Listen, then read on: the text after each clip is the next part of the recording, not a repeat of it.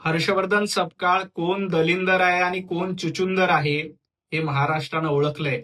तुम्ही जनरल डायर सारखे रोज खोटं बोलणारे लायर आहात आणि महाराष्ट्र काँग्रेसची वाट लावण्याचं काम जनरल लायर म्हणून हर्षवर्धन सपकाळ यांनी केलंय आणि चुचुंदरी सारखा आपला पक्ष देखील संपवण्याचं काम हर्षवर्धन सपकाळ तुम्ही करतायत.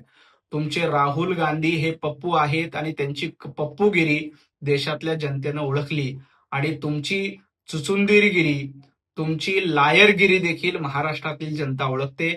पंतप्रधान नरेंद्र मोदीजी, देवेंद्रजी फडणवीस देशाचं नेतृत्व करतायत. 3-3 वेळेला जनतेतनं निवडून आलेत, मुख्यमंत्री झालेत, पंतप्रधान झालेत. तुम्हाला तुमच्या मतदारसंघामध्ये निवडून येता येत नाही. त्याकडे आधी लक्ष द्या आणि मग मोदीजींवर टीका करा. जनाब संजय राऊत, 3 इडियट्स चित्रपटातले सर्व नायक इडियट्स दाखवले होते, परंतु त्यातला खलनायक, त्यातला व्हिलन, व्हायरस म्हणजे तुम्ही आहात. उबाटा गटाला या व्हायरसची लागण झाली आणि या व्हायरसच्या लागण झाल्यामुळं अख्खा उबाटा गट संपवून टाकण्याचं काम तुम्ही केलंय.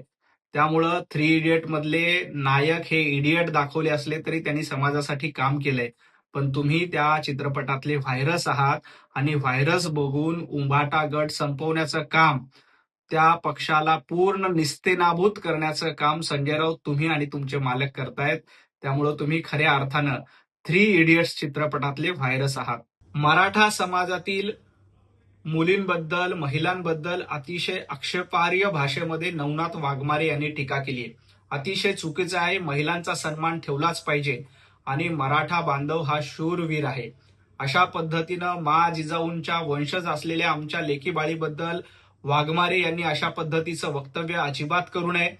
कुठल्याही महिलांचा सन्मानच केला पाहिजे. माता भगिनींचा सन्मान करणं ही आपली संस्कृती, परंतु दुर्दैवानं नवनाथ वाघमारे यांच्यासारखी काही लोक महिलांबद्दल अपमानजनक शब्द वापरतात. ते अतिशय चुकीचं आहे. त्याचं कुणीही समर्थन करत नाही.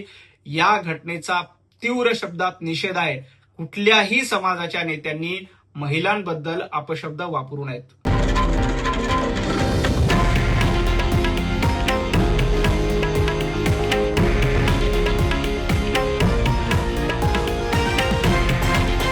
हे आहे देशातील नंबर 1 न्यूज नेटवर्क आणि आपण पाहत आहात TV9 मराठी, एकमेव.